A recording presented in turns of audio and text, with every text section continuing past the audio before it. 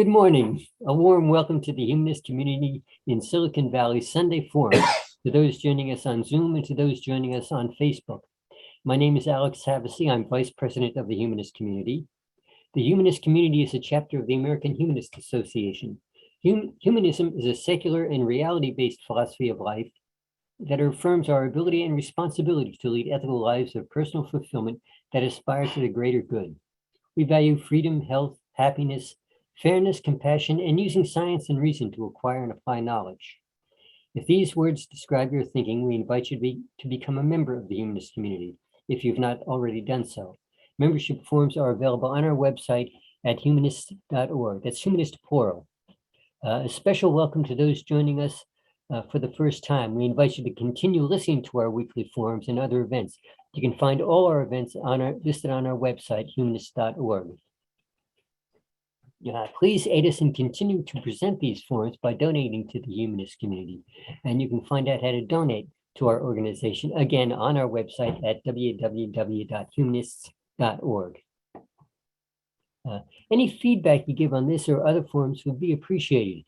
If you'd like to speak at a Humanist forum or know someone who would, or there's a topic you think we should discuss, let me know by emailing at vp@humanists.org. Okay, today our speaker, Glenn Branch, will discuss the opposition to teaching evolution and the causes, history, and consequences of this opposition with a special emphasis on events in California. Glenn is a co-author of Not in Our Classrooms, Why Intelligent Design is Wrong for Our Schools. He's the author of numerous articles on evolution, education, and climate education in such publications as Scientific American, The American Biology Teacher, and the Annual Review of Genomics and Human Genetics. He received the Evolution Education Award from the National Association of Teachers in 2020. Glenn, if you'd like to. Thanks for that introduction. Give me a second here while I share my screen so you can see my presentation. Let's see.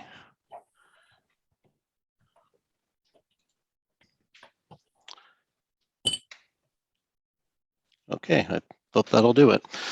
Thanks again for that introduction. It's always a pleasure to be speaking to a active humanist group.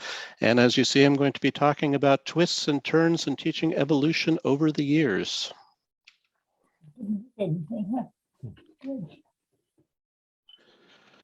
So it's a tolerably notorious fact that scientists overwhelmingly accept evolution. About 98% of US scientists belonging to the American Association for the Advancement of Science, according to a 2015 survey from the Pew Research Center. While the US public is not quite so squared away, only 65% of them in the same survey. What's the reason for the disconnect? In a book review published in the New York Times in 1989, Richard Dawkins offered a handful of possible diagnoses, saying, if you meet someone who claims not to believe in evolution, that person is ignorant, stupid, or insane, or wicked. But he didn't attempt to test these competing hypotheses. They can be tested, however. In a 2012 US survey, for example, the common ancestry of humans and other animals was accepted by only 48% of respondents, but the claim that the theory of evolution entails that humans and other animals share a common ancestry was accepted by 72% of respondents.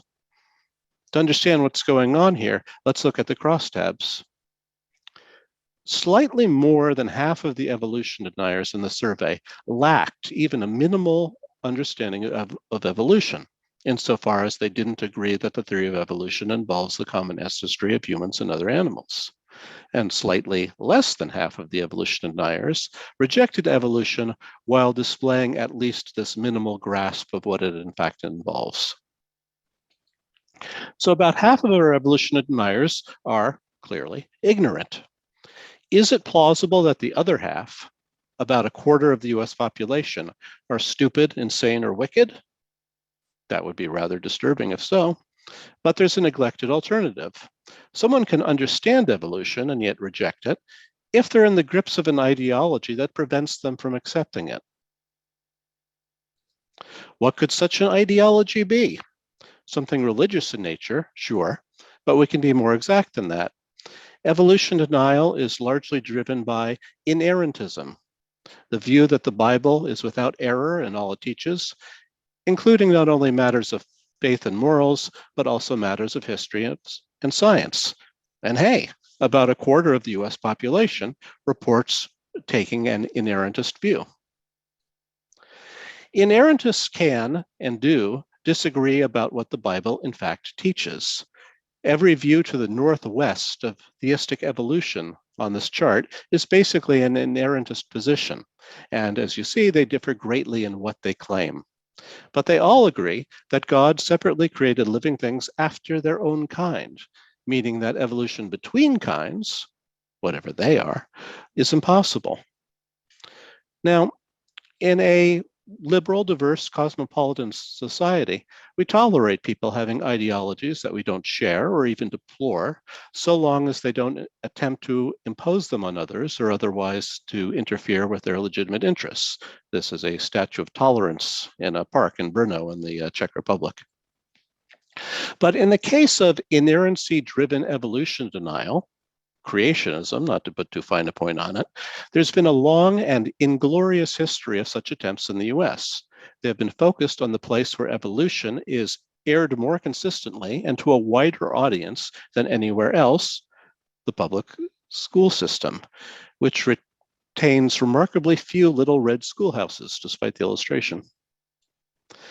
When you think about evolution in the public schools, you might think first of the teachers involved in the high-profile court cases over the teaching of evolution that for almost a century now have shaped the public consciousness of the issue, starting with John T. Scopes, a young general science teacher in Dayton, Tennessee. In 1925, a bill called the Butler Act, after its sponsor John Washington Butler, passed the Tennessee legislature and was signed into law. The new law made it illegal to teach in a state-supported school, quote, any theory that denies the story of the divine creation of man as taught in the Bible, and to teach instead that man has descended from a lower order of animals. Scopes was recruited as the defendant in a test case by businessmen eager to promote Dayton, and the resulting trial was widely publicized.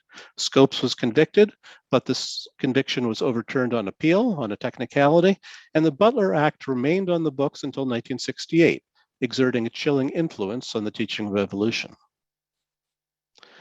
Still thinking about teachers involved in legal cases over the teaching of evolution, there's Susan Epperson, who challenged Arkansas's Scopes-era ban on the teaching of evolution in the mid-1960s, after evolution started to re-enter textbooks as the United States was trying to improve science education as part of the space race with the Soviet Union. The case wound its way to the Supreme Court, which in 1968 ruled that the ban violated the First Amendment to the US Constitution. Scopes was still alive then, and he welcomed the decision. The following year, Epperson and Scopes had lunch together in Shreveport, Louisiana, where he was retired. He died in 1970. Still thinking about teachers involved in legal cases over the teaching of evolution, here's Donald Aguillard, the lead plaintiff in a case challenging a 1982 Louisiana state law requiring equal time for creation science, a repackaging of the Genesis accounts of creation in supposedly scientific garb, so as to balance the teaching of evolution in the state's public schools. This case also wound its way to the Supreme Court, which in 1987 ruled that the equal time for creationism law also violated the First Amendment to the US Constitution. And as you see from the uncropped version of the last photograph, Aguillard was standing next to a brightly orange-clad Susan Epperson. Or finally, you might think of the teachers at Dover Area High School in Dover, Pennsylvania. When they were directed by their school board in 2005 to read a statement to their students deprecating evolution and recommending intelligent design as a scientifically credible alternative, intelligent design being yet another repackaging of creationism that was hoped to survive constitutional scrutiny, these teachers refused en masse. A lawsuit over the school board's actions had already been filed in late 2004 by 11 local parents led by Tammy Kitzmiller. NCSE was actually involved in this case providing the expert witnesses and a lot of behind-the-scenes work. The teachers weren't party to the trial in which the school board's actions were challenged as unconstitutional. They and their legal advisors decided it would be counterproductive, but they were delighted to see the outcome of the case, Kitzmiller versus Dover, announced in letters 2 inches tall on the front page of the Harrisburg Patriot Times. Judging from that whistle-stop tour of the history, you might conclude that through 100 years of controversy, all teachers have always been heroic defenders of evolution. And if so, I wonder whether you would be interested in purchasing this unique landmark. Truth be told, in the tales of the creationism evolution controversy, teachers are sometimes among the villains. In 1987, for example, Ray Webster, a social studies teacher at this junior high school in New Lenox, Illinois, was presenting creation science to his students, ostensibly in order to encourage them to explore alternative viewpoints. The district superintendent told him to knock it off, and Webster filed a suit against the district as a result, alleging that his constitutional rights were violated.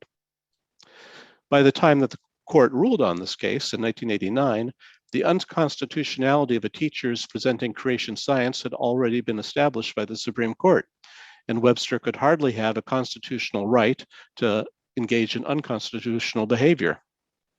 Plus, in general, school districts have a right to tell their teachers what and how to teach. In 1994, similarly, John Pelosa, a biology teacher at this high school in Mission Viejo, California, sued his school district for requiring him to teach evolution, which, he contended, violated his constitutional rights because, he claimed, evolution is a religious belief system, opposed to, and indeed the only alternative to, creationism. The district court didn't see any merit to this contention, writing, since the evolutionist theory is not a religion, to require an instructor to teach this theory is not a violation of the Establishment Clause. And Pelosa didn't fare any better on appeal. And like Webster, Pelosa didn't have any constitutional right to preach creationism on the government's time clock. And in 2000, Rodney LeVake, a teacher at this high school in Faribault, Minnesota, refused to teach evolution without also teaching, quote, the difficulties and inconsistencies of the theory. The district reassigned him to teach 9th grade general science, and LeVake sued the district, alleging, you guessed it, that his constitutional rights had been violated.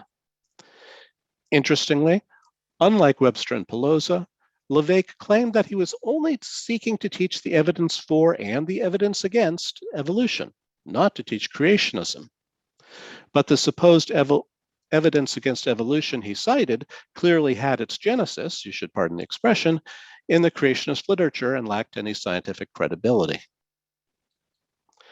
The tactic of offering scientifically unwarranted criticisms of evolution, while trying to remain as silent as possible about any supposed alternative, was pretty new at the time. But even then it made a lot of sense, since the prospect of intelligent designs surviving constitutional scrutiny were not good, as the Kitzmiller demonstrated 5 years later in 2005. In LeVake's case, the district asked for and won a summary judgment, so the case never reached trial. Undaunted, LeVake subsequently appealed the case to a Minnesota Court of Appeals, which upheld the ruling. The Minnesota Supreme Court and the U.S. Supreme Court declined to review the case in 2001 and 2002, respectively, so that was the end of the road for LeVake. So we've looked at a small number of teachers who have been heroes of evolution education and a small number of teachers who have been villains of evolution education. And if you're jumping to conclusions on the basis of either or both, then Dr. Zoidberg, the lobstery physician from Futurama, wants to have a word with you. If you want to understand what's really being taught about evolution in American public school classrooms, you need to do some survey research, or Pooling, as they call it in Germany. As it happens, there have been apparently only 3 representative national surveys of science educators with respect to evolution. Let me emphasize national and representative. There have been a lot of these surveys confined to more or less narrow geographic areas, and there have been a lot that have used convenience samples, like all the teachers who attended a particular conference. But again, only 3 surveys that can claim to give an accurate picture of the state of evolution education nationally. The first of these dates to 1939-1940.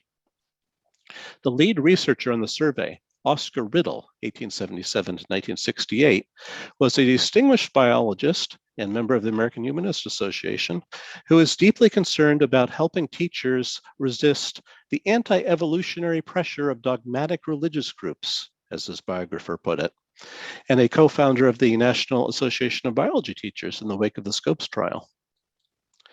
Riddle and his team mailed about 15,000 questionnaires to high school biology teachers across the US, receiving about 3,200 responses.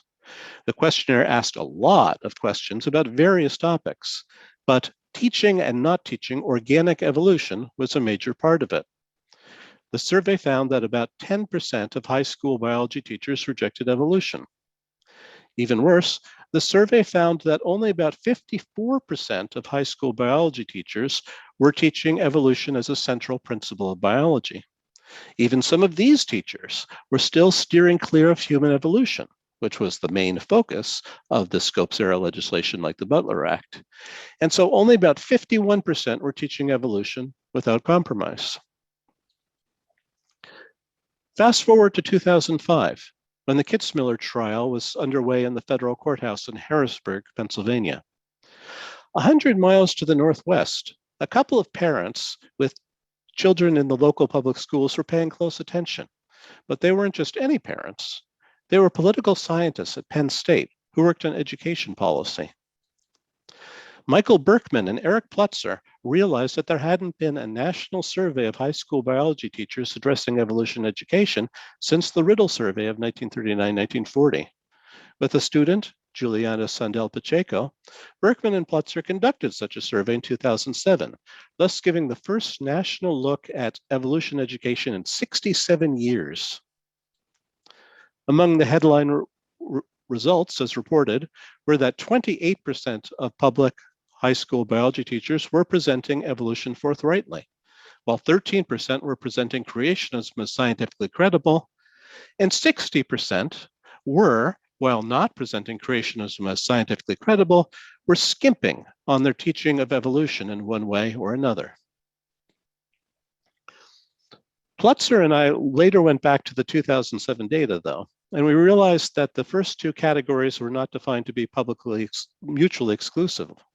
So we developed a new typology, according to which teachers reported endorsing evolution and whether they reported endorsing creationism. That results in a 4-fold creationism that's mutually exclusive and exhaustive. Every teacher is in one and only one of these categories. We can nickname these teachers. Eve presents evolution as settled science, giving no credence to creationism. Mimi sends mixed messages, saying that evolution is accepted by scientists, but there's something to creationism too. Avery avoids discussing the scientific standing of evolution and creationism. Craig says that creationism is good science, but evolution is not. You might, and analyzing the 2007 results in this new typology, you might think that this makes things look a bit better. Now we have a majority of teachers, 51%, who are Eves, presenting evolution as settled science in 2007. But remember that the Riddle survey found that only 51% of teachers were presenting evolution as a central principle of biology. Does that mean there was no progress at all in 67 years? Well, no. The Riddle survey had a sampling bias and a response bias, making it likely that teachers who presented evolution as a central principle of biology were overrepresented. And the questions used in the Riddle survey and Berkman and Plutzer aren't exactly comparable. And these questions only measure a small part of what makes for good or bad evolution education. But still, yikes. So in 2019, One of the researchers from the Berkman et al. Survey of 2007, mentioned before, and staff from NCSC collaborated on a partial replication of the 2007 survey, and we published a report on it about a year ago in 2020 in the journal Evolution, Education, and Research. There are the proud parents, Eric Plutzer of Penn State, me, and my colleague Anne Reed. Good news. In 2007, the average number of hours devoted to teaching evolution in general was 9.8 hours, with human evolution in particular receiving 4.1 hours. In 2019, the average number of hours devoted to teaching evolution was up to 12.4%, a rise of 25%. Excuse me, 12.4 hours, a rise of 25%. And human evolution in particular receiving 7.7 hours, a rise of 90%. But it wouldn't be true progress, of course, unless the increased discussion of evolution was scientifically accurate. What were the teachers saying about evolution? We evaluated this through our fourfold typology, which I display here again. Eve, evolution as settled science, which is what we want to see. Mimi with mixed messages, Avery with avoidance, and Craig with creationism advocacy. And when we compare the 2007 and the 2019 surveys, there was definite progress. From 51% of high school biology teachers as Eves in 2007 to 67% in 2019. This was matched by drops in the Mimi teachers endorsing both evolution and creationism, the Averys avoiding endorsing either, and the Craigs endorsing creationism without endorsing evolution. With about 4 million students enrolled in the public school biology classes in the public school system in any given year, the gains for accurate, complete, and honest evolution education are clearly enormous. But it is still a matter of concern that so many of these teachers, more than 1 in 6, are Mimis and Craigs, presenting creationism as scientifically credible. Well, why is that? Remember that our go-to explanations are ignorance and ideology. Let's start with ignorance. To assess teachers' awareness of the scientific consensus on evolution, we ask them to estimate by quintile what proportion of scientists think that humans and other living things have evolved over time. Remember, according to a 2015 survey, 98% do, so the correct quintile is 81 to 100%. High school biology teachers did pretty well on this question, with 71.3% selecting the correct quintile, 92.3% selecting the top 2 quintiles. We actually don't have as fine-grained data for the general public, but in the same 2015 survey of scientists, only 65% of the general public agreed that scientists generally agree with evolution. So ignorance seems not to be playing a big role here. How about ideology? The personal religious beliefs of teachers apparently play a large role in their choice of what themes to emphasize in the classroom.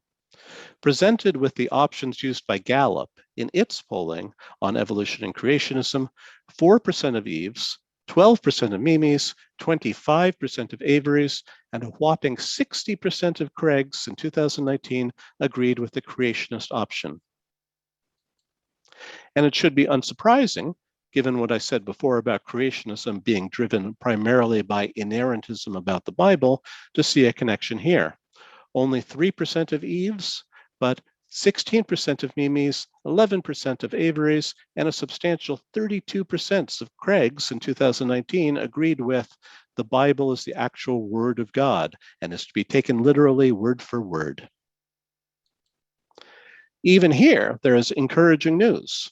In the 2007 survey, 16% of all the teachers surveyed agreed with the creationist option when presented with the Gallup question, while in the 2019 survey, only 10.5% did, suggesting that creationists are decreasingly likely to be represented among public high school biology teachers.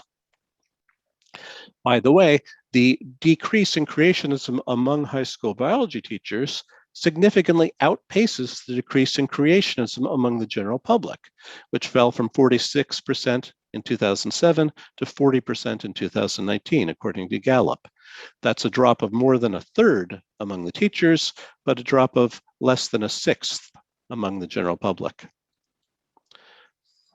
But the personal religious beliefs of teachers probably is not responsible for the entire shift.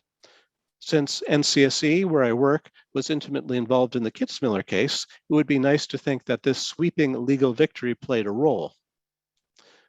Alas, the evidence doesn't point that way. In 2003, Randy Moore administered a questionnaire about the legal issues over teaching evolution and creationism in the public schools to a convenient sample of Minnesota high school biology teachers, and he found that a large majority was already aware in 2003 that it's unconstitutional to teach creationism in the public schools. Instead, in the 2019 survey, we concluded that improvements in the treatment of evolution in state science standards played a major role in producing the improvements in the treatment of evolution in the classroom. And to explain how, I'll have to talk a bit about state science standards. State science standards are documents that specify what knowledge and skills students are supposed to acquire in the course of their science education. Pretty much as soon as they started to be introduced across the country in the 1990s as part of the push for outcome-based education, it was clear to everybody that if evolution was in the state science standards, it was more likely to make it into the classroom. That's not only because state standards determine the outcome of statewide science examinations, but also because they set the agenda for pre-service and in-service teacher coursework, affect the content of science textbooks, and provide guidelines for the science curricula. And of course, they can act as a shield to beleaguered teachers who can say, don't blame me, it's in the state science standards. Creationists were quick to tinker with standards to advance their cause. As early as 1995, the Alabama State Board of Education inserted a provision in the state science standards that required evolution not to be presented dogmatically, and then used that to require a disclaimer to be affixed to all biology textbooks. Visible attempts to undermine the treatment of evolution in state science standards have occurred across the country over the past 25 years in at least 20 states, as shown in red here, including states you might not have guessed. Hawaii, really? And I might have forgotten a few. Who's waging these fights? Frequently, evolution's foes have been on the State Board of Education, especially in states where the board is elected.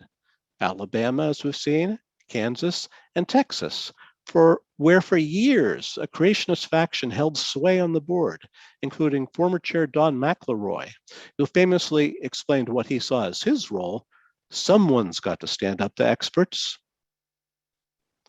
Sometimes the anti-evolutionists are in the Department of Education, with the most conspicuous recent case being the former superintendent of public instruction in Arizona, Diane Douglas, who tried to downplay evolution in a new set of state science standards there in 2018.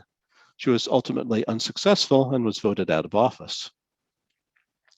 Sometimes the anti-evolutionists are in the legislature.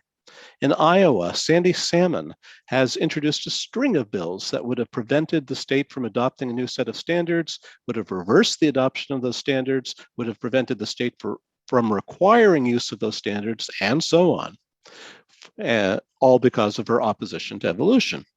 Fortunately, none of her bills has been successful. And of course, that's to say nothing of the grassroots opposition to the treatment of evolution in state science standards. It usually doesn't take place in person, so we don't see a lot of protesters like this. More typically, it occurs when the public is invited, as it should be, to comment on draft science standards. It can be entertaining or dismaying to read the comments on evolution. I actually managed to get a short publication out of evaluating the Kentucky Department of Education's response to the public comments on the treatment of evolution in a proposed set of new standards when they were under consideration there in 2013. As the title of my piece suggests, the department did a pretty good job, and those standards were indeed adopted in Kentucky. Seldom will the grassroots rally as much as they did in Kansas in 2013, where a creationist group filed a federal lawsuit against the state for adopting a new set of evolution-friendly standards on the grounds that it constituted the establishment of a non-theistic religious worldview. They lost at every step in their court battle. But even where there haven't been such battles, there's still no reason for complacency. In 2009, two of my colleagues assessed the treatment of evolution and state science standards. The states marked with the darker colors were doing worse. There have been some changes in the past 12 years, most of them, I'm pleased to say, for the better. The biggest development of state science standards in the last 10 years was the release of the Next Generation Science Standards, NGSS, in 2013.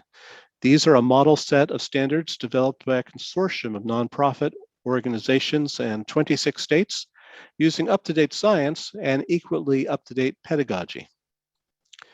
The NGSS highlight biological evolution, unity and diversity as a disciplinary core idea of the life sciences at the middle and high school levels.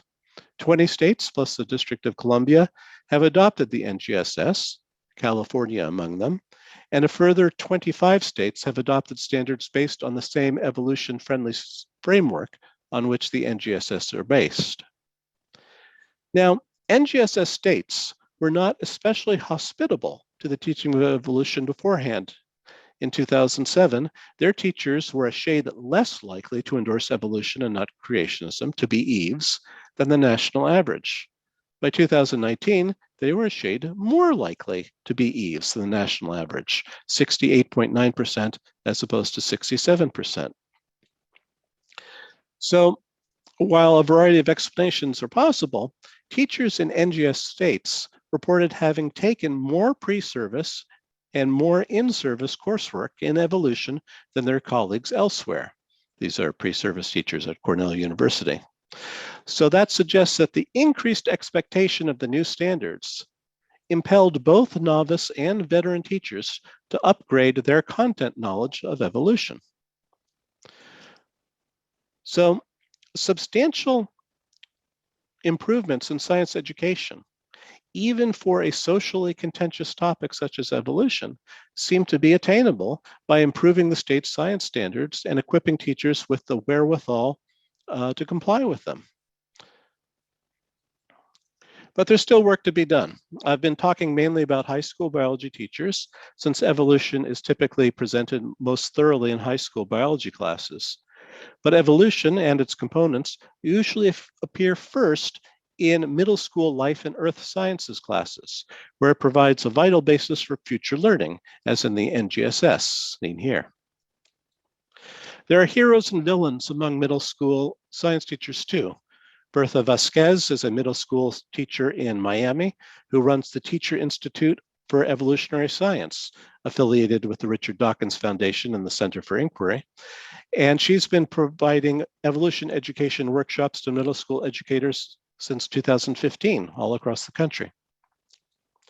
But John Freshwater taught 8th grade science in this Mount Vernon, Ohio middle school till 2011, when he was sacked, in part because he was presenting, as Rodney LeVake sought to present, what he described as evolution for and evolution against evolution, where the evolution against evolution was based, of course, on crude creationist propaganda. The Freshwater affair got a lot of press attention for other reasons, since Freshwater was accused of engaging in religious proselytizing of various forms in his classroom. Especially disturbing were the allegations that Freshwater improperly used a high voltage electrostatic device to mark students' arms with a cross. Yikes. But again, Dr. Zoidberg admonishes us that's a pretty small sample. Until recently, the total number of middle school science teachers surveyed with respect to evolution was about 110, distributed among about half a dozen studies. Fortunately, the NCSC Penn State survey of 2019 included a nationally representative sample of middle school science teachers too. So we published a similar article, again in the Evolution Education Outreach in May 2021, and they're the proud parents again.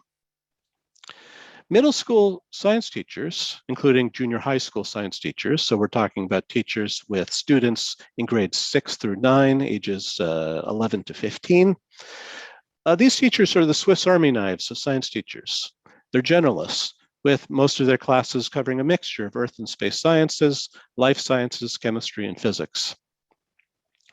So it wasn't surprising to find that only about 45% of middle school science teachers reported devoting any class time to human evolution, only 60% to evolution in general. That's in comparison to 78 and 91% of high school biology teachers, respectively. On average, evolution gets 17.2 class hours in a high school biology class, but only 9.1 class hours in a middle school science class. But of course, not all middle school teachers are supposed to be teaching of evolution. And if we restrict comparison to those teachers who reported devoting at least one class hour to evolution, the difference narrows, 18.6 class hours versus 14.6. That is, when middle school science teachers cover evolution at all, they spend only 22% less time on it than their high school counterparts. Are they emphasizing the scientific consensus on evolution? Again, restricting comparison to those teachers who report devoting at least 1 hour to evolution, we found that a bare majority of them are Eves, 51.5%, while about equal numbers are Mimis and Averys, and 9.3% of them are Craigs. This is pretty similar to the high school numbers from the earlier survey of 2007, actually. And this shows you the comparison with the high school numbers from 2019. It's not that surprising that high school biology teachers are doing a better job at communicating the scientific consensus on evolution than middle school science teachers. But can we sort out the causes of this divergence? To some extent. Returning to our go-to explanations of ignorance and ideology, middle school teachers are more likely to be ignorant of the extent of the scientific consensus on evolution, even though a solid majority of them estimate the level of consensus in the correct quintile. Again, we don't have fine-grained data for the general public, but it seems safe to say that middle school science teachers are doing better than the general public here. As for ideology, when we compare their personal beliefs, we find that middle school science teachers are twice as likely as high school biology teachers to accept the creationist option in the Gallup question, although they're only half as likely to accept it as the general public. So ideology clearly plays a role here. We lack a time series of data for middle school science teachers, so we can't say for sure that there's been progress. But given the remarkable progress on the part of their high school counterparts over just 12 years, it seems plausible that there's been a similar, if smaller, improvement at the middle school level for the same reasons. Prediction is uncertain, especially about the future, but let me offer a three-part forecast. First, we're not going to see any significant anti-evolution policy enacted, whether in the form of legislation or an attacks on standards. That's not to say, of course, that there won't be attempts to enact such policy.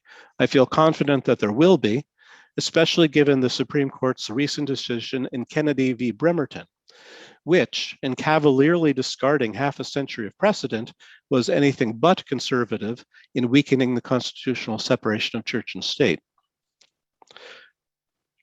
A few years ago, Mary Bentley in Arkansas sought to allow teachers to teach creationism, quote, as a theory of how the earth came to exist, end quote, which is not a correct description.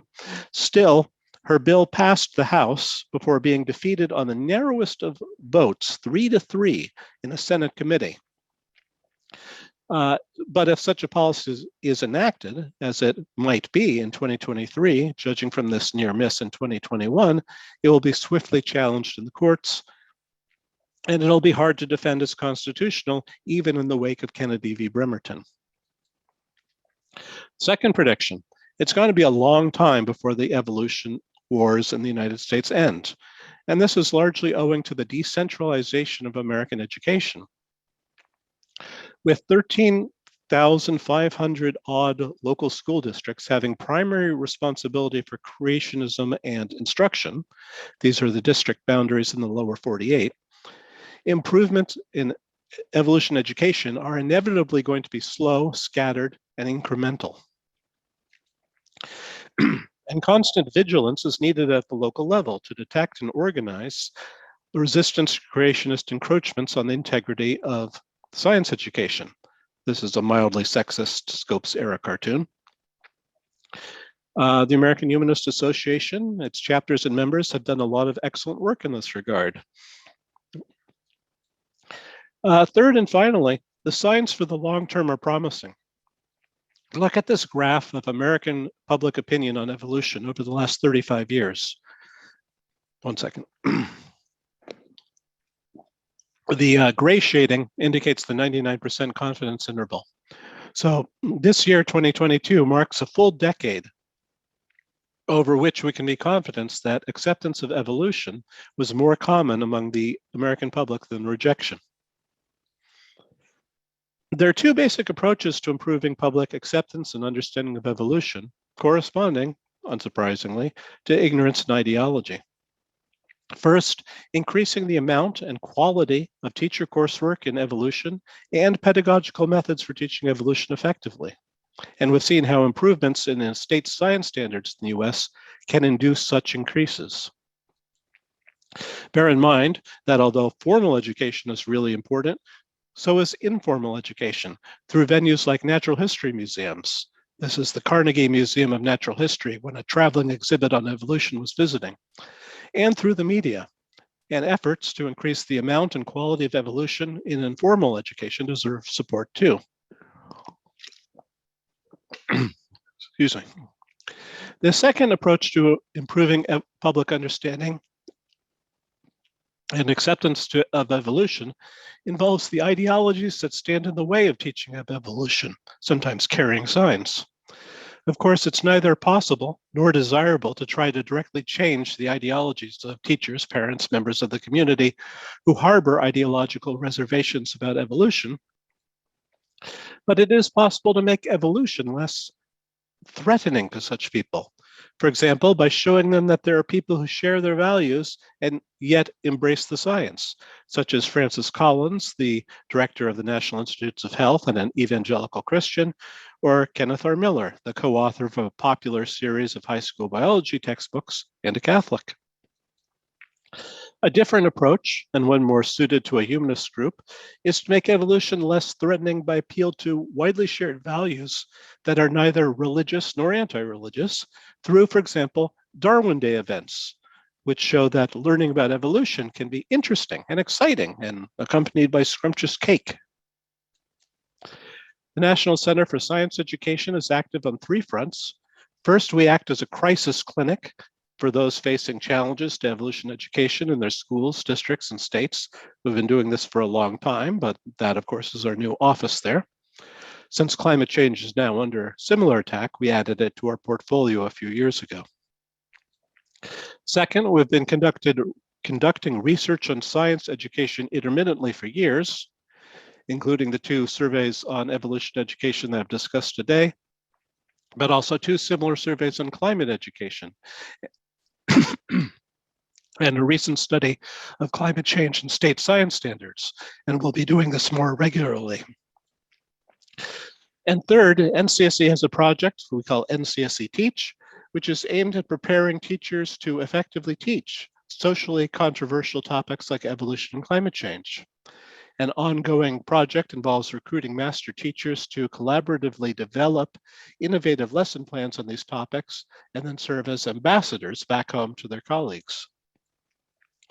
At NCSE, we're working as hard and as smart as we can to defend and promote the teaching of evolution, in part to uphold the principle of church-state separation. We value our partnership with humanist groups. We welcome your support, and we appreciate the opportunity to speak to you today. Thanks for your attention and interest. And let me figure out how to turn the screen sharing off. There we go. Alex, you muted. Oh. Okay, I was glad to see at the end that you've added climate denial to one of your issues. Jerry, I see you've got your hand up.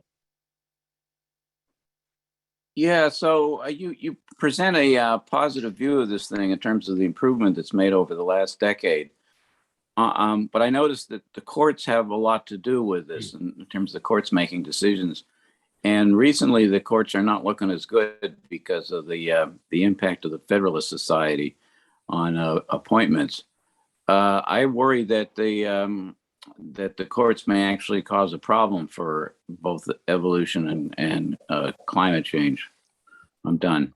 Yeah. So I think that's a valid concern. It's something that NCSC and its allies are worrying about.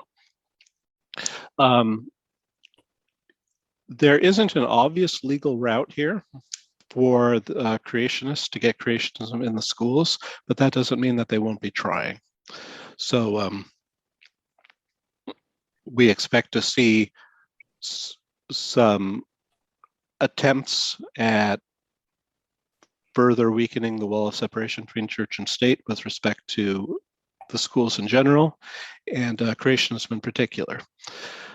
Climate change tends not to implicate First Amendment concerns, so it's not as though the current Supreme Court is very good on climate change either, but there's practically no case law about the teaching of climate change, and nor is there likely to be, because in general, climate change denial is not motivated by religious ideologies, though it is sometimes, but more by political ideologies, which don't enjoy any kind of protection under the Establishment Clause.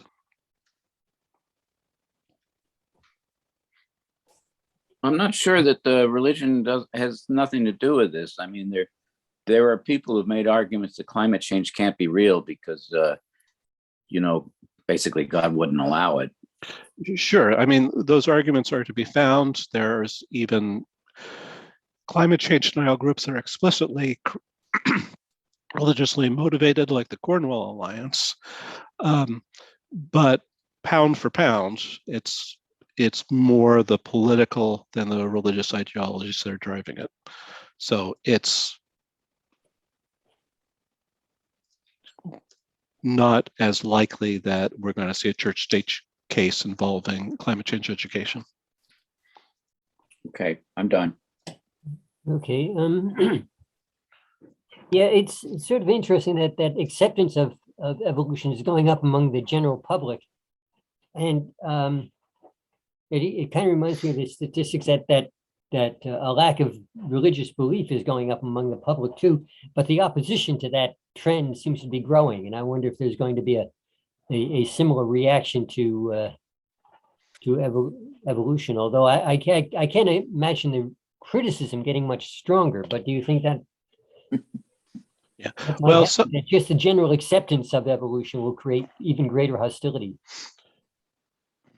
Well, possibly. I mean, insofar as white Christian nationalists perceive their influence as dwindling, that they will try to make the most of what they can.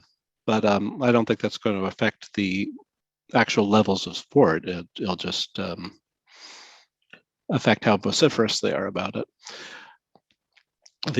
When we look at in that graph of the 35 years worth of public opinion, a lot of the increases that we see come from people who were previously unsure about evolution, moving from unsure to accepting. So there is going to be this kind of hardcore, can't change my mind, rejection of evolution going on, and we'll can expect to see that for many years to come. But even among people who identified as biblical literalists, there was a fairly big change. I don't have the numbers in front of me, but something like 8%, previously only 8% of biblical literalists accepted evolution, and that was up to about 30%.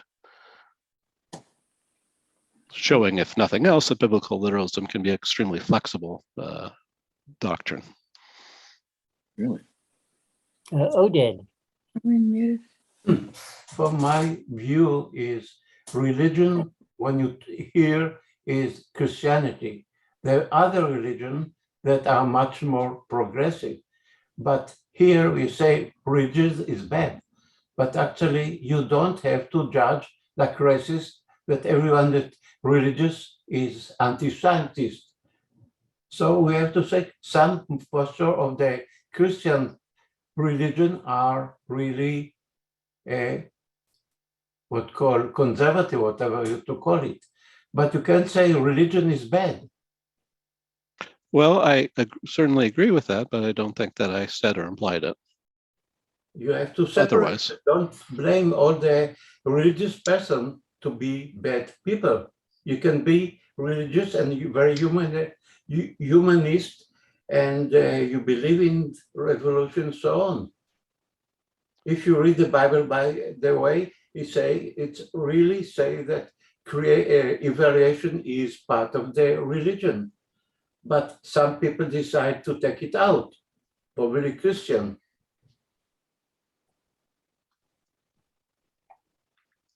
I'm done. Yeah.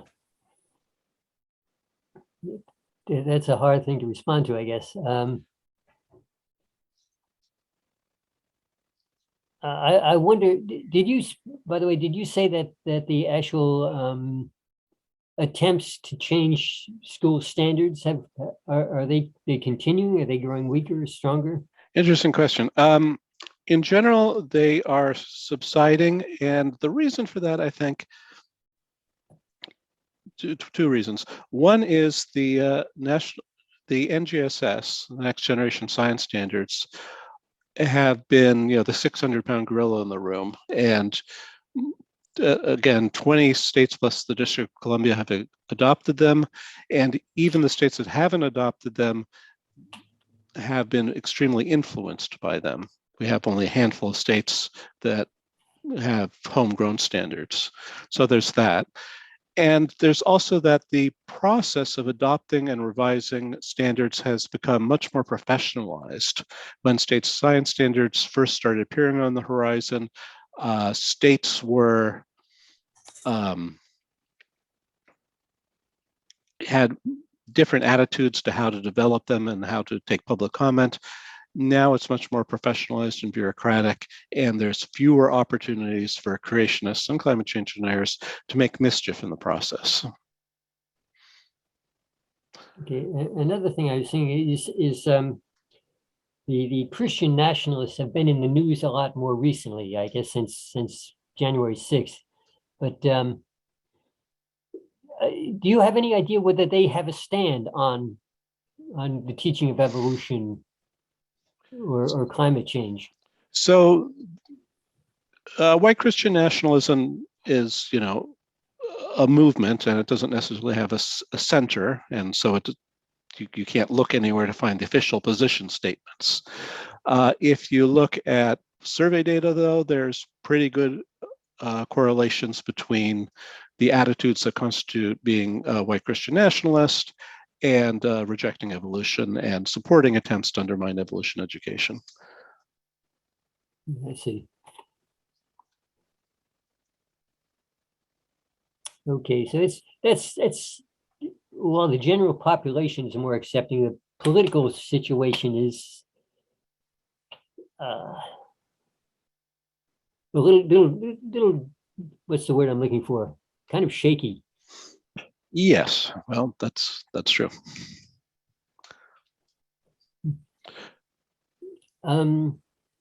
In your presentations, have you run into any actual hostility towards what you're presenting? Generally not. I'm pleased to say that I generally encounter friendly audiences. I should say, with respect to your last question, certain segments of white Christian nationalists are focusing on local school boards, in part because they feel they can make headway there, and in part because they feel it's a good stepping stone for further political careers. So this is not new, of course. We saw the same thing with the New Right in the early 1980s. So I think we can probably expect to see some more creationist activity at the level of the local school district. And remember, again, there's something like 13,500 of them in the country, so there are plenty of opportunities. On the other hand, owing to the improvements in the preparation of science teachers that we've reviewed, I feel that the teachers are in a better position than they were in the early 1980s to resist such pressure and to organize to resist such pressure. But this is something we're going to have to be dealing with for the next decade, obviously, at least. The Craigs are not going to disappear. No.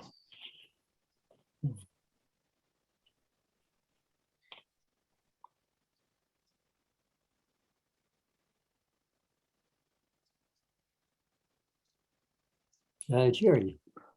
Oh, excuse me. Jim, I didn't see your hand there.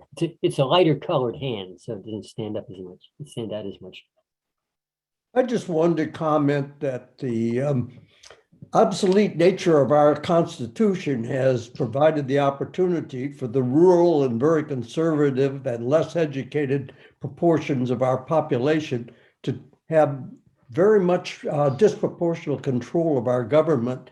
And this is likely to increase as dark money from the billionaires and oligarchs in our government, or in our society, I should say, who largely own Congress, are pushing for less education, because I believe they would really like to have a fascist government and maybe even a monarchy.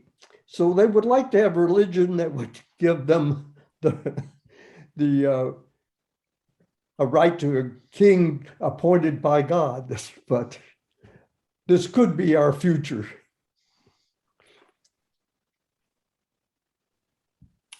Jerry.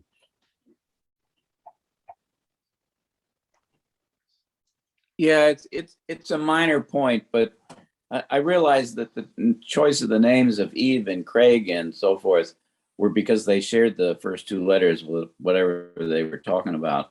But I see it as somewhat unfortunate that the people who believe in evolution are named Eves, because Eve is a biblical character. So you'd think that that would be on the side of the religious people. I was shooting for a cheap irony there. Oh, okay. That's all. You know, Also, I wanted 2 men and 2 women, so I mean, I could have done even, I suppose. But so I notice a lot of conservatism, as defined by the church in general, is it's a push for a lack of government control. And what I see is in a lot of aspects of our society, it means the person with the most money has the most control, has more control than he had previously. And I'm wondering if the churches are better funded than the science institutions. I don't have any data on it. Okay. And of course, as a previous commenter reminded us, not all churches are opposed to science education. True.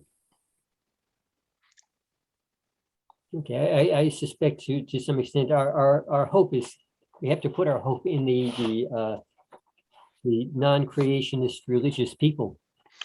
Well, they're certainly very important allies. At the Kitzmiller versus Dover trial, for example, one of the effective expert witnesses for the parents suing over the creationist-friendly policy was John F. Hott, a Catholic theologian at Georgetown University. And one of the most important scientific witnesses was, again, Kenneth R. Miller, who is a cell biologist at Brown University, but also a devout Catholic. So religious people certainly can be valuable allies to non-religious people in the cause of supporting science education. I mean, after all, we all benefit from science education, including evolution education, and we can all support it, even if we disagree on other topics. Yeah, I've noticed the Catholics tend to be good allies in a lot of topics.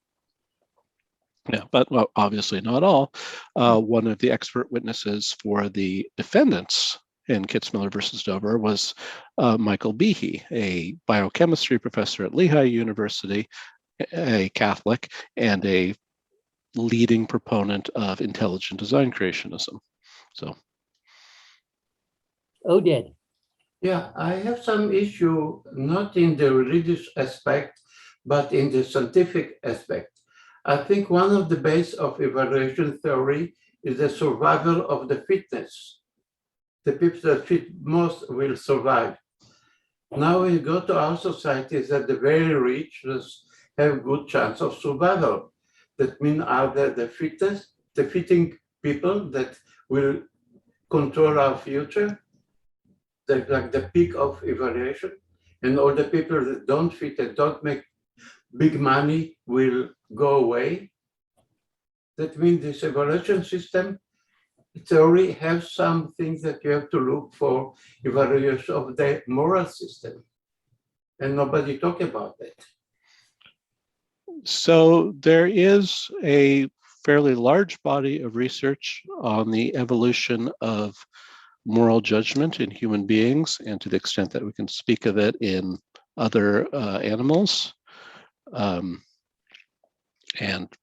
trip to your local library or bookstore will probably reveal some popular expositions of it. So this is something that's discussed. On the other hand, if the worry is that evolution has moral implications or immoral implications, then I think reject that as a claim about evolution. Evolution, like any other area of science, tells you the way the world is and doesn't have anything to reveal about the way the world should be. So we have to steer back evaluation, take out the sentence of the fitness of the survival of the fitness of the most fitness have to been taken away. No, fitness is a technical term in evolutionary biology referring to the probability of survival and reproduction of a given organism. And it's a misinterpretation to take it as an endorsement of that particular organism. I've often I like the phrase survival of the fittest, but you got to keep in mind the fittest is not necessarily the strongest or the smartest. It's the one who fits in with what's happening best. And in case of with people, that's mostly human society. It's how long do you get along with your neighbors? How healthy are you? How long do you get along with people? And how rich are you? These all have to be balanced. And getting along with people is important. The phrase survival of the fittest, by the way, is due not to Darwin, but to Herbert Spencer. Darwin liked it, though, and adopted it in later editions of The Origin of Species.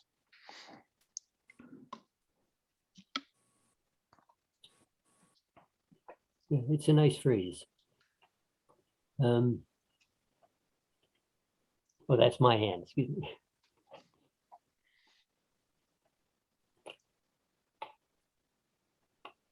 The idea that, Jerry. Yeah, if I understood correctly in your talk, some of the creationists accuse people who support evolution as being ideological. Am I right about that? I don't think I made that claim, but it is indeed a true claim.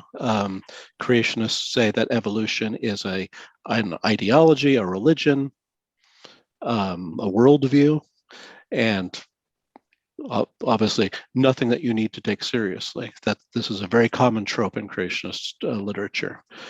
The problem is, of course, that evolution, like many other scientific theories, is something accepted on the basis of evidence by scientists all over the world and of all religions and none. So that seems very hard to square with the claim that it's an ideology unto itself. Yeah, but one of the problems with evolution and any science is that as time goes by, you occasionally discover errors and you make changes. And the fact that there are changes that have happened in the past indicate there may be changes in the future, and therefore there could be errors in whatever theories we got at the moment. Sure, but that's true, of course, of all knowledge. I mean, we're presumably all fallibilists now. We realize that we have made mistakes. We probably are making mistakes now and will make mistakes in the future. But that's nothing distinctive to evolution, nothing distinctive to science. That's pretty much the human condition. So Right. Certainly creationists will say, oh, science keeps on changing, therefore it's not trustworthy. But that argument just doesn't fly. It's interesting that the creationists depend on their beliefs for a single document, the Bible, which is replete with errors. For instance, in Genesis itself, there's a claim that there's a solid firmament above the earth holding up billions of tons of water, presumably. Why haven't any of the rockets hit it?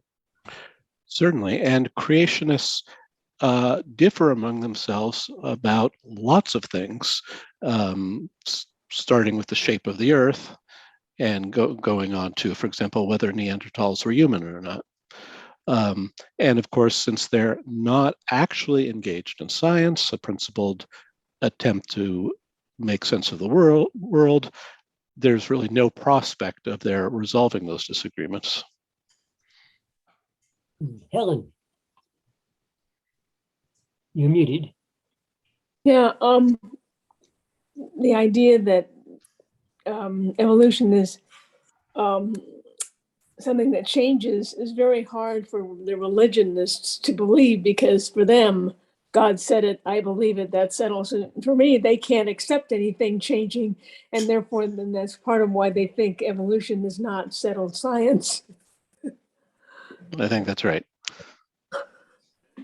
I was thinking Well, also. one of the little things, sort of like what people are saying about all the changing information about the pandemic. A lot of right-wing political and religious people can't accept that the coronavirus information changes, and therefore they don't trust it.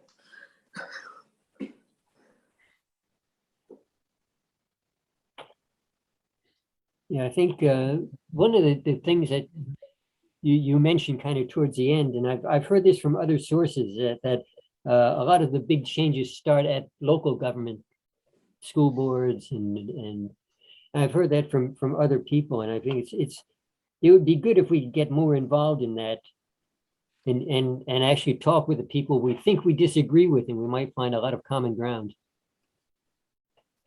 Yeah, I suspect that's a lot of your experience too. Yes. And certainly I encourage people to get involved in local politics, including attending local school board meetings and assessing and voting for good candidates, and maybe running as a candidate yourself.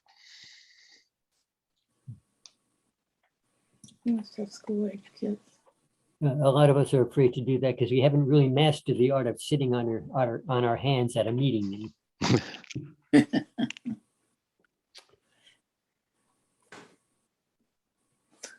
In fact, most of them are actually old bachelors. But and I wouldn't encourage that for any of our board members, because we've got other things for them to do.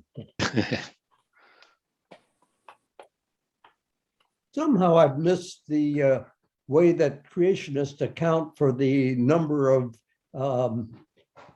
pre-human fossils, or, well, I should say pre-Homo sapiens fossils that have been unearthed in the past century or so. How do they excuse this? How do they spin this? So that's pretty contentious among creationists, and it kind of depends what variety of creationism they accept. Old Earth creationists don't have a huge problem with the fossil record, although they feel that it is a record not of evolution, but of God's dipping into Earth's history from time to time to create a new species whenever he feels like it, or whatever taxon they're looking at. Young Earth creationists obviously have less time to work with. In general, they think most of the fossil record is due to Noah's flood, And the various hominin fossils we find are either fully human or, various kinds of now extinct apes. Unfortunately, they have a lot of difficulty deciding among themselves where to draw the line. And there's some nice diagrams showing lines of fossils and indicating which creationists think which fall on which side of the line, and it's all over the place. There's nothing approaching a consensus among them. But because they feel that God created living things by separate kinds, and if something is described in the Bible as a kind, then it must be a kind, then they're committed to humans being its own kind, separately created, not sharing a common ancestry with any other kind, but drawing the boundaries of that kind remains extremely contentious among creationists. Carl, Thank you.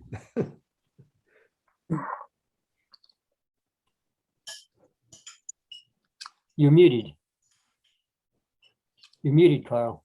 Okay, sorry. I just wanted to say I enjoyed your talk, Glenn, and you put out a lot of data. It's really hard for me to think back unless some particular fact struck me strongly. But you certainly have, since the last time I've heard a talk on this subject, certainly filled in a lot of gaps between, say, I don't know, the early 2000s to today, which is very good. And still, though, it looks, this particular subject in particular, because of all the large number of school districts, seems to be an extremely challenging subject. I don't know. I guess I being the kind of person I am, I don't know if I could stick around long enough. So how the hell do you do that? To wait for micro changes over decades. Yeah, well, I mean, it's the educational system that we have, and we just need to deal with it. I think it would be very politically difficult for us to move to a system where states have ultimate responsibility for curriculum and instruction, let alone the federal government. In contrast, in Canada, say, curriculum and instruction is basically determined at the provincial level. Throughout much of Europe, curriculum and instruction is at the national level. I sometimes see the anecdote that the Minister of Education in France knows in his office or her office in Paris what page of textbooks every student has open at that moment, which is obviously an overstatement, but is gives you a sense of how they order these things in France. And of course, sorry, I was just going to remark, and for other contentious areas of education outside NCSU's remit, like history or sex education or what have you, you see parallel issues. Jerry. Yeah, so unless I didn't hear it correctly, it sounded like all the opposition to evolution that you were talking about was Christian, but we have other religions in this country. What do the other religions have to say about evolution or creationism or whatever? Yeah, so in the United States, the major incidents have basically been driven by Christianity and, to be more specific, evangelical Protestant Christianity. But even in the United States, we do find creationists in other flavors. There's something called the Kolbe Center for Creation, which is a Roman Catholic creationist organization. The Seventh-day Adventists, the Missouri Synod Lutherans, the Wisconsin Synod Lutherans, Southern Baptists are, sorry, those are Christians, but they're officially anti-evolution. There's a lot of anti-evolution sentiment among Mormons, even though the church is officially neutral. Among Orthodox Christians, I'm sorry to say Orthodox, I didn't mean Orthodox, among Orthodox Jews, excuse me, in the United States, the very conservative, the Haredim, are often anti-evolution in various ways. Hindus, Buddhists, not so much. In the United Muslims? States, yeah, it's going to get there. So in the United States, Muslims generally accept evolution. And that's because of the immigration patterns, because a lot of Muslim immigrants to the United States are pretty wealthy, well-educated, not tremendously religious, comparatively. Whereas, for example, Muslims in the UK do kind of trend anti-evolution, also less educated and poorer. And in the Muslim world itself, we do see quite a bit of anti-evolutionism.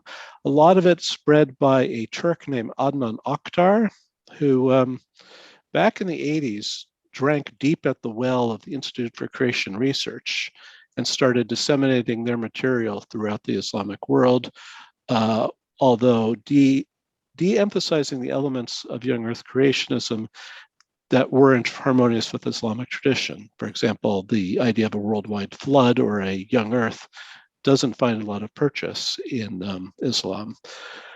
Later on, Akhtar kind of dabbled in intelligent design creationism, but then decided it was insufficiently Islamic, and ended up with this kind of weird idealist anti-evolutionism.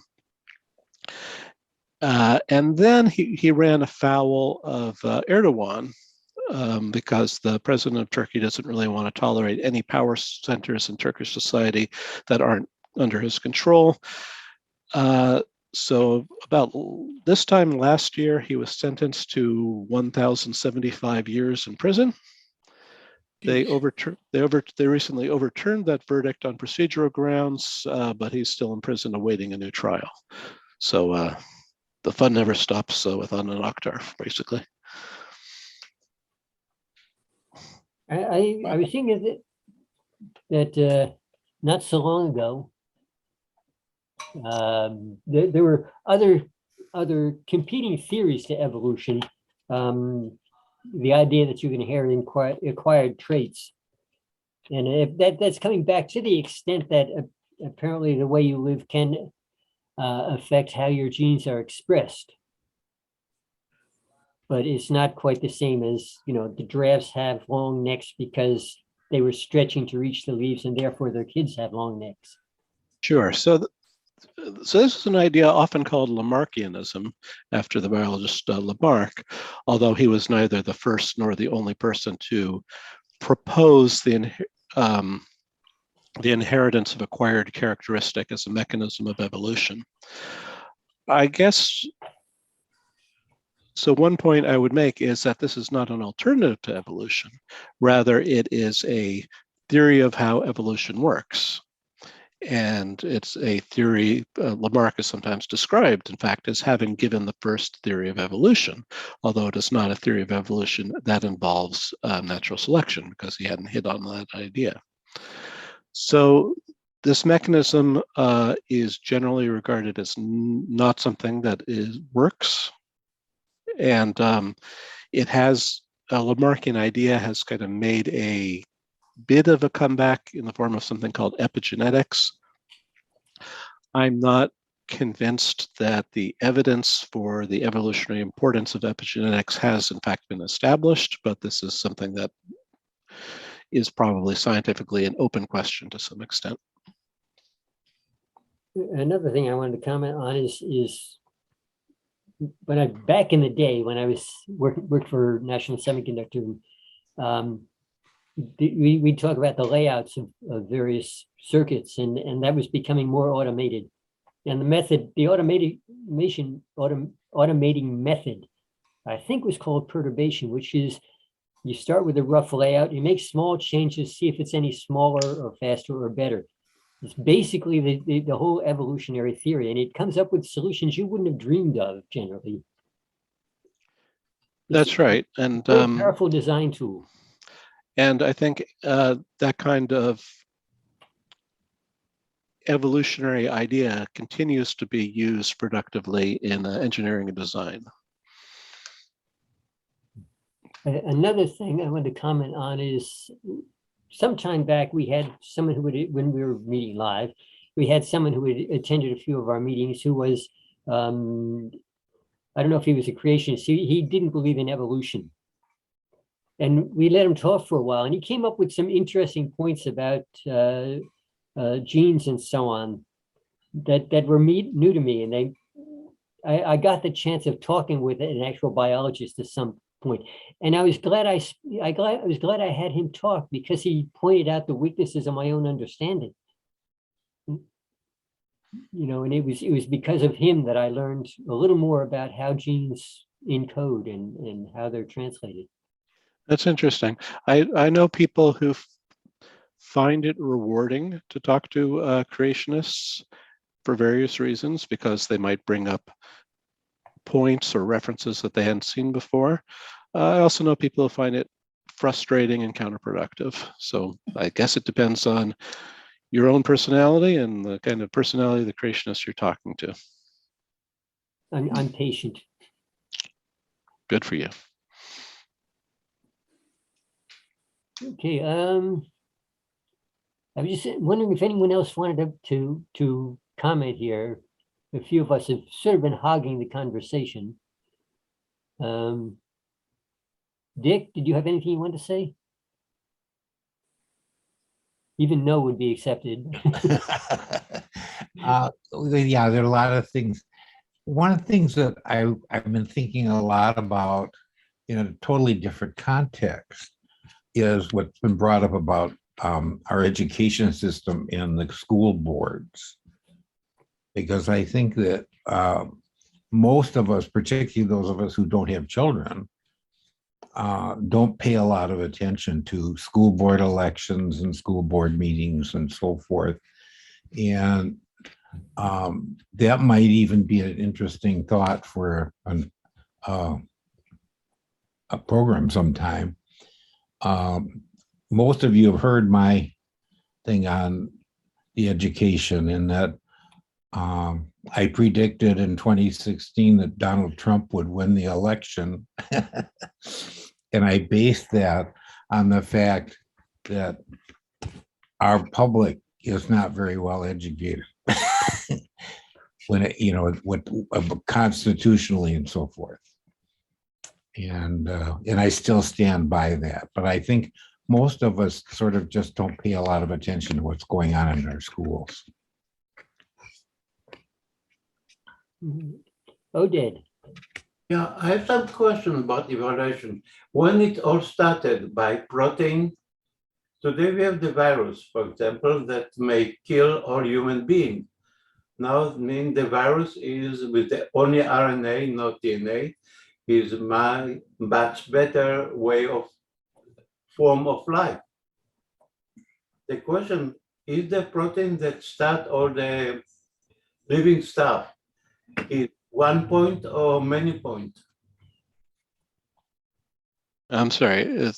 So you're asking about the origin of life.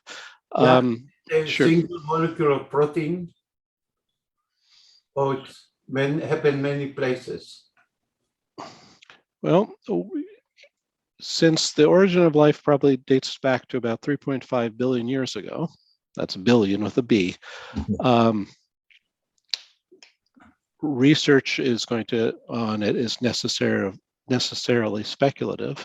And there are a variety of research programs aimed at getting some sense of what the possible paths could have been with them.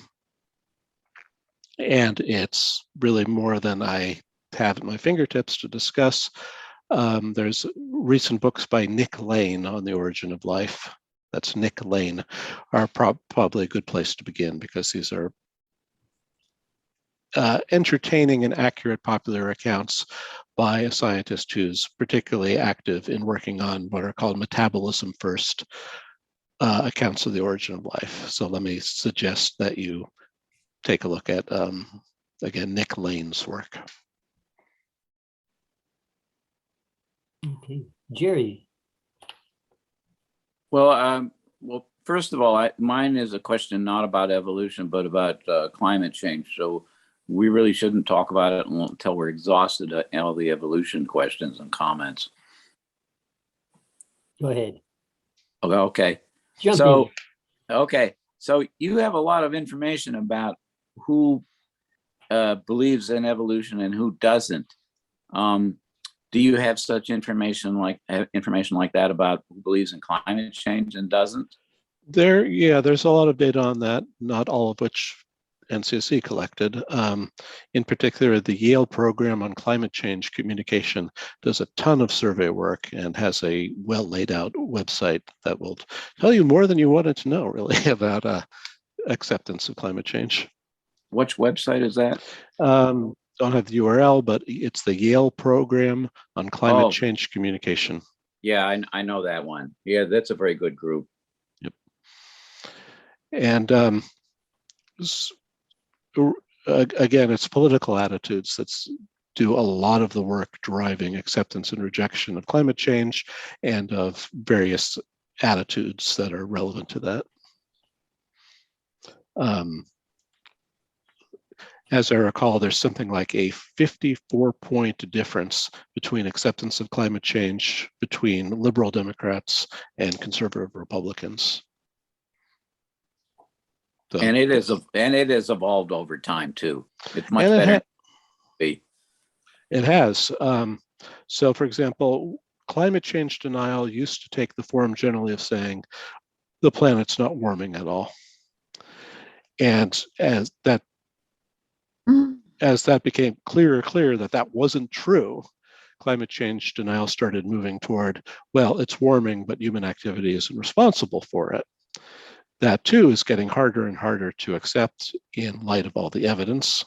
And so we're beginning to see climate change deniers slip further down the slope too. Well, the planet is warming and human activity is responsible for it, but it won't be that bad, or there's nothing we can do about it. So, or that it's cheaper to adapt than to mitigate. Or indeed. So, although we still do see a lot of hardcore climate change denial out there, and it has a deleterious effect on science education, among other things, increasingly it's going to be these more mild but still pernicious forms of climate change denial that are in the public eye. Yeah, and it has effect on government policy too. Yes, indeed. Thank you. Yeah, I think in the case of climate change, whether you believe it depends a lot on how much money you make from industries that pollute. Or how much money you make, period. What I'm seeing is that the people with a lot of money usually, maybe they don't outright deny it, but they're not concerned about it. So, or they're ignorant about it. I mean, I heard about a fellow who was completely unaware about climate change being a problem until he lost electricity for 2 weeks because of Hurricane Sandy. Yeah. There's also the idea that climate change is going to be a major problem, and what you're going to need to survive is a lot of money. Yeah, well, there's somebody who's an expert on collapse of civilizations and of many collapses, who says that in every case the elite assumed they would survive okay. Is that Jared Diamond by any chance? It might have been. Yeah.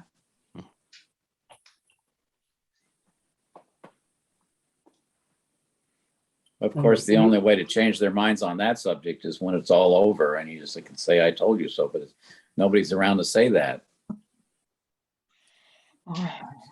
I was thinking earlier on previous conversation that the term evolution, I think, only applies when you've got to the point where you have animals that reproduce more or less faithfully. The origin of life, before DNA, I'm not sure that would even be under the topic of evolution. I don't think that's quite right. For example, a lot of scientists working on early life talk about the existence of an RNA world in which we have RNA but not DNA as involved in the replication.